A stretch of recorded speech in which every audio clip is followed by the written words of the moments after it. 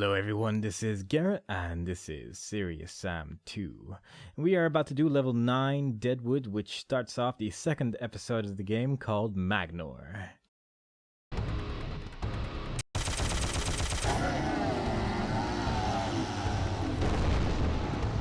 knew it!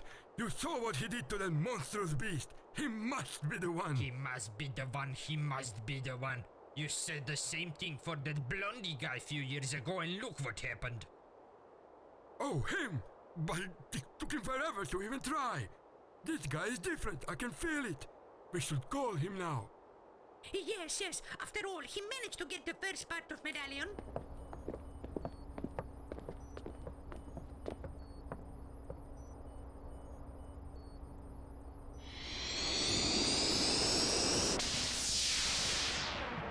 Who's the one? Isn't it obvious? I am. Don't be so sure. Let's see how will you manage the next one. Bring it on!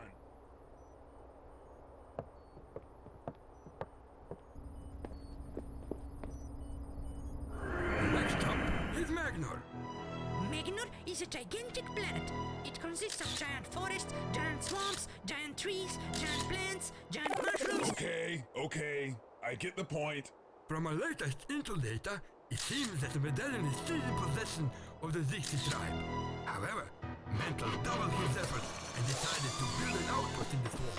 Thousands of its minions are stationed there in search of a missing piece. Finding it should be a matter of days. Mental also left one of its giant abominations to scout the area. We don't know much about it, so stay alert. Don't worry about it.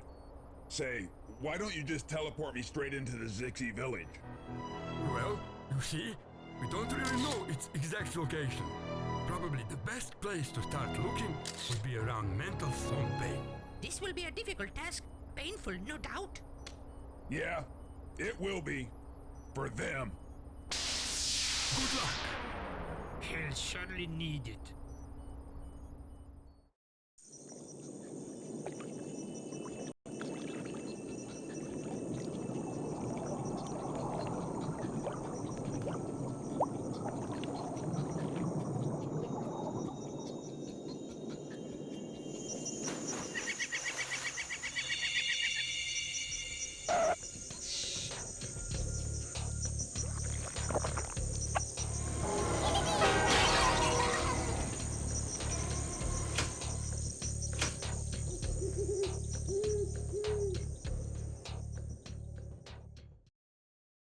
Alright, now we start off in episode 2 in the Deadwood, and it's taking place in quite a different location than the previous levels.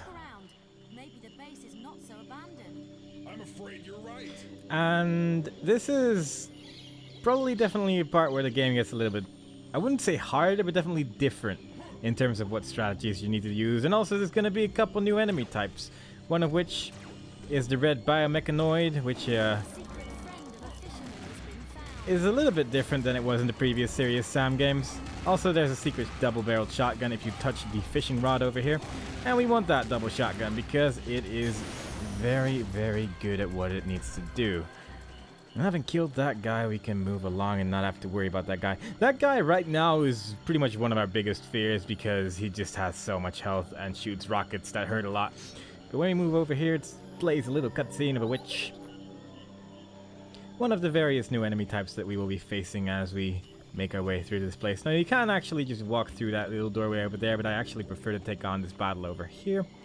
And we actually need to go over there, but there's an invisible wall blocking us.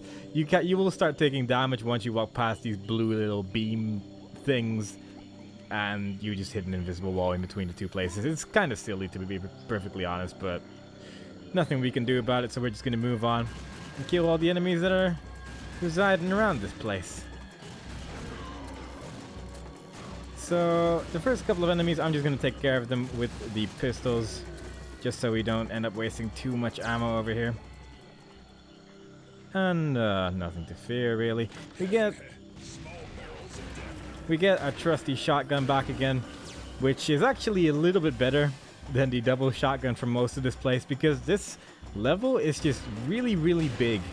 And because it's so big, you generally want to take rather large distances between you and the enemies. And the double shotgun just isn't very good at dealing with that, unfortunately. But this thing is, and it does it very, very well. So we just keep our distance between us and the enemies and kill them with relative ease. Now we have this gun. So there is some sort of horn thing. And apparently it's a secret crocodile horn which lures these enemies over here. Sometimes, I think if your frame rate's high enough, again, in one of those situations, that last enemy doesn't actually move. He just stands still there. So you can kind of look at him for a while. But unfortunately, we're playing normally. And here's the first type of witch, the one that just has a large cauldron and shoots at you. And you want to make sure those just stay far away from you. They have sort of a homing attack, but it doesn't just always hit you, fortunately. You can actually avoid it, but it does home quite well compared to some of the other homing attacks we've seen so far. And there is a plasma rifle waiting for us over there. I'm going to pick up all this ammo first because it'll help. It's our only weapon right now, so we're going to be using a lot of ammo for this particular gun. And there is another minigun dude over there, and I kind of want to take care of him because he's probably the most dangerous guy in this particular base, given that he's the only one that can really damage us right now. Also, I think the other orcs actually just killed one of the rocket orcs, which is kind of nice. And there's some more grenades here in case you were having trouble with the grenade dude, or the minigun dude, rather. And indeed, it's a cool bluey plasmy thingy. A single shot will kill an orc, so this gun is actually considerably stronger than anything we have right now, and it's a weapon we haven't actually used so far. So, two of the best things right here. And it's just a really good weapon, and I'll be using it a lot throughout this particular episode because it just deals so much damage. And because of that, it just stays useful, really. It also shoots very fast, and it works at long ranges as well. So it is just about the best we have for this level, because every battle we've faced so far, you can probably barely even see the enemies, to be perfectly honest, on the video, because everything's just really far away. And we kind of want it to stay that way, because these guys do have a tendency of actually hitting you when they get too close.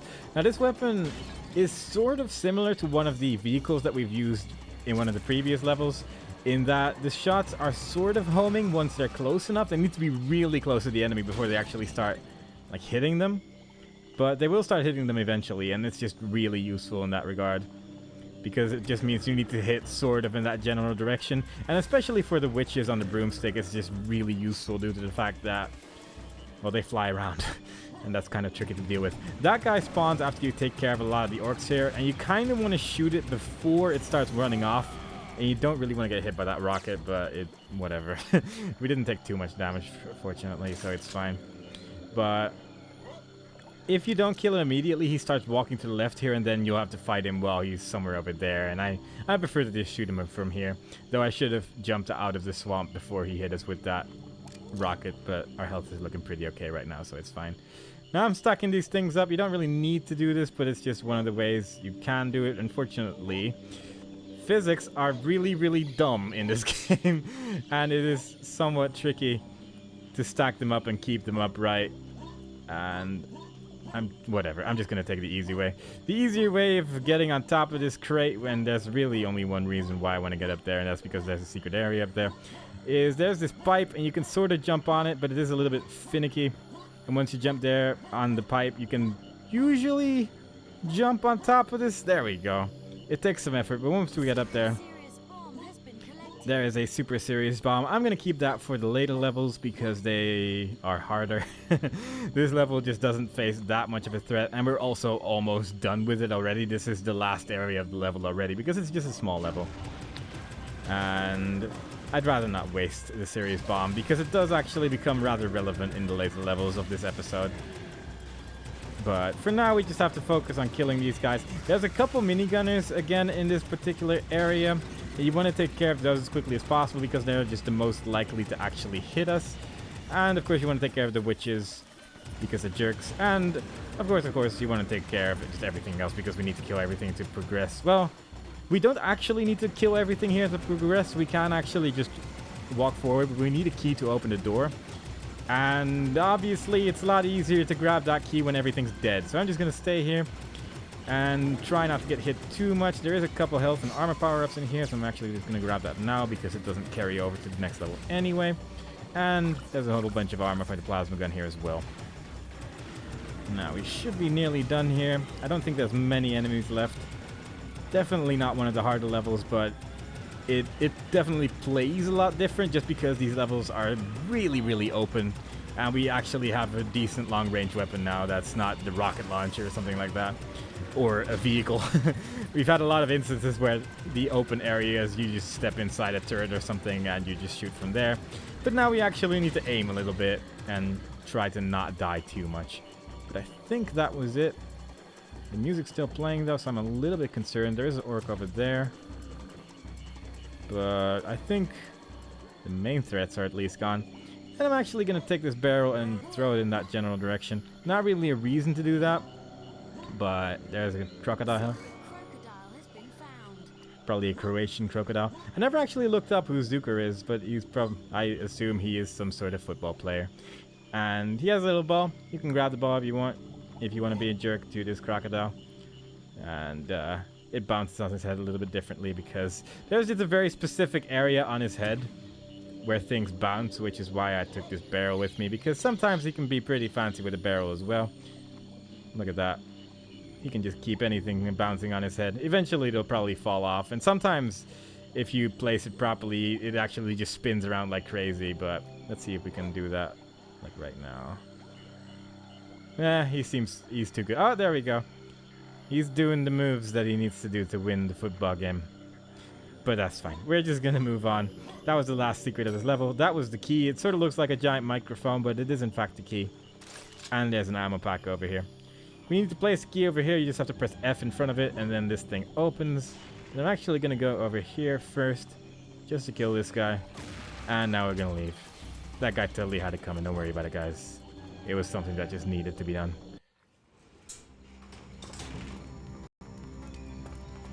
Now that is a piece of cake. I can almost feel that medallion in my hands. And like Sam said, that was a piece of cake. It only took 9 minutes and easy peasy. And next time we play, we are going to do level 10. And I've forgotten what that level's called, but I'm sure it's gonna be completely visible in the video title and at the very start of this video when you scroll down a little bit.